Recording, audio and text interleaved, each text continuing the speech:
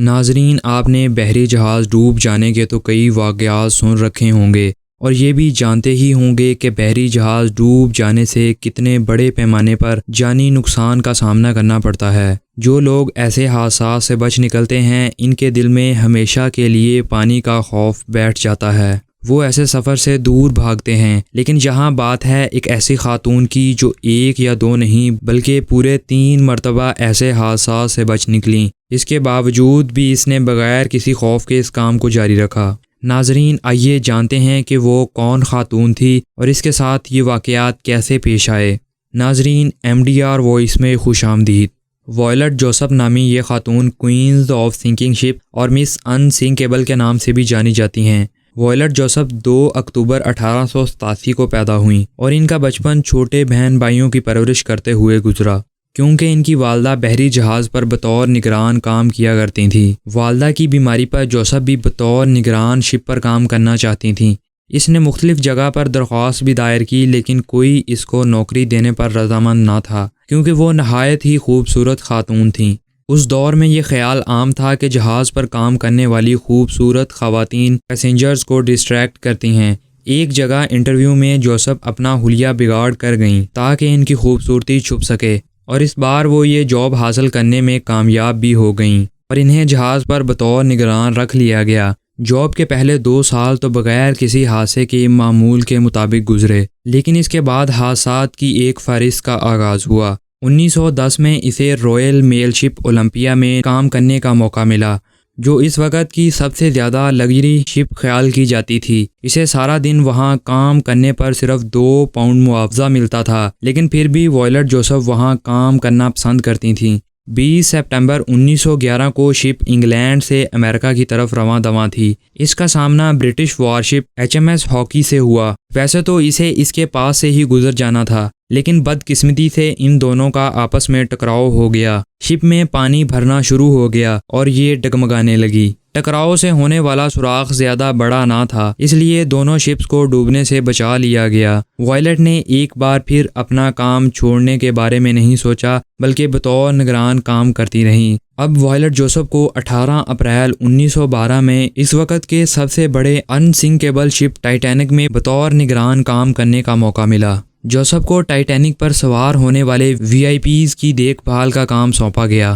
پہلے تو وائلٹ یہ کام نہیں کرنا چاہتی تھی، لیکن ایک دوست کے اصرار کرنے پر اس نے رضامندی ظاہر کر دی۔ کام کے چوتھے دن ہی ایک ایسا سنگین واقعہ پیش آیا کہ لوگ آج تک اسے یاد کرتے ہیں۔ 14 اپریل 1912 کی رات جوسف اپنے بستر پر سونے کی غرض سے لیٹ چکی تھی کہ اچانک اسے ایک جھٹکا محسوس ہوا۔ دراصل اس وقت ٹائٹینک ایک آئس برگ سے ٹکرا چکا تھا۔ تمام لوگ اس وقت پرسکون تھے، کیونکہ کوئی یہ نہیں سوچ سکتا تھا کہ یہ انسنکیبل شپ ٹائٹینک بھی ڈوب سکتا ہے، کیونکہ اس کے کریٹر نے دعویٰ کیا تھا کہ اسے دنیا کی کوئی بھی طاقت ڈبو نہیں سکتی۔ وائلٹ سمیت دوسری تمام نگران خواتین کو شپ کے اپر ڈیکس میں بلا لیا گیا۔ اب چھوٹی بوٹس کے ذریعے لوگوں کو محفوظ کرنے کا کام سٹارٹ کرنا تھا۔ شپ آفیسر نے وائلٹ کو بوٹ میں اترنے کا حکم دیا تاکہ دوسری خواتین کو پتہ چل سکے کہ یہ بالکل محفوظ ہے۔ وائلٹ کے بوٹ پر اترتے ہی خواتین بھی اس کے پیچھے بوٹ میں اترتی چلی آئیں۔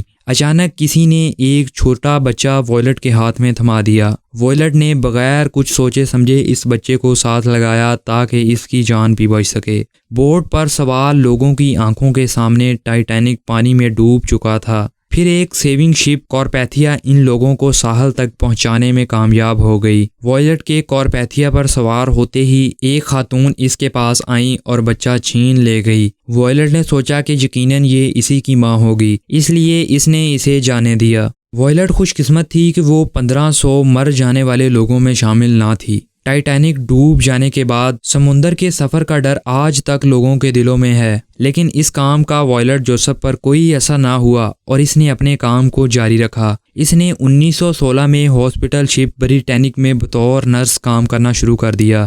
یہ شپ اولمپیا اور ٹائٹینک کی سسٹر شپس کے طور پر بھی جانی جاتی ہے۔ 21 نومبر کو شپ اسی رستے پر رواں دواں تھی جہاں سے وہ اکثر گزرا کرتی تھی، لیکن اس دن یہ بدقسمتی سے ایک انڈر واٹر مائن سے ٹکرا گئی۔ وائلٹ اس حادثے سے بھی بچ نکلی، لیکن یہ دوسرے حادثات کی طرح آسان نہ تھا۔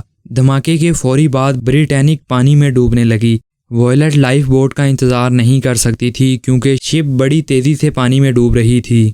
وائلٹ نے بغیر سوچے سمجھے پانی میں چھلانگ لگا دی۔ پانی کے اندر کچھ دیر تیرنے کے بعد وائلٹ ایک لائف بوٹ کے قریب جا پہنچی۔ اس پر موجود لوگوں نے اسے بچا لیا۔ اس بار ریسکیو کسی بڑے خطرے سے کم نہ تھا۔ بریٹینک کے ڈوب جانے کے بعد بھی اس کے پروپیلرز کام کر رہے تھے، جس کی وجہ سے بڑی بڑی لہریں پیدا ہو رہی تھیں۔ ان کی وجہ سے کشتیاں ڈگمگانے لگیں۔ یہ دیکھ کر وائلٹ نے دوبارہ پانی میں چھلانگ لگا دی۔ پانی کے بہاؤ کے ساتھ ہی وہ بریٹینک کے نیچے چلی گئی اور ایک بڑی لہر کی وجہ سے وہ دوسری لائف بوٹ کے پاس جا پہنچیں۔ اس طرح بھرپور کوششوں کے بعد وائلٹ اپنی جان بچانے میں کامیاب ہو گئیں۔ اس حادثے میں اس کے سر پر ایک فریکچر ہو گیا جو ساری عمر اس کے لیے درد سر بنا رہا۔ وائلٹ رکی نہیں اور 1850 تک شپ پر ہی اپنی خدمات سر انجام دیتی رہیں۔ اس نے اپنی زندگی کے تقریباً 42 سال بحری جہازوں پر کام کرتے ہوئے گزارے۔ 3 بڑے تاریخی حادثوں سے بچ جانے کی وجہ سے وائلٹ آج تک مس انسنکیبل کے طور پر جانی جاتی ہیں۔